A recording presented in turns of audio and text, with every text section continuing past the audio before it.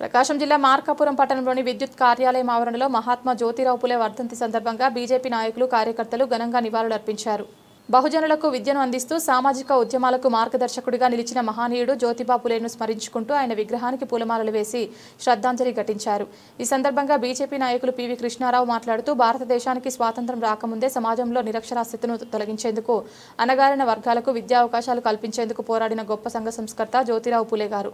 ఆయన సేవలు చిరస్థాయిగా గుర్తుండేవి. సమానత్వం, మహిళా సాధికారత, సామాజిక న్యాయం కోసం ఆయన నడిపిన ఉద్యమాలు దేశ చరిత్రలో సువర్ణాక్షరాలతో లిఖించబడతాయని తెలిపారు.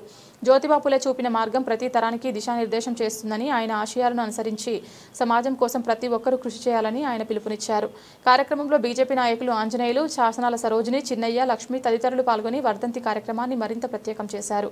నాయకులు, కార్యకర్తలు పెద్ద సంఖ్యలో హాజరై మహనీయుడి సేవలను స్మరించుకున్నారు.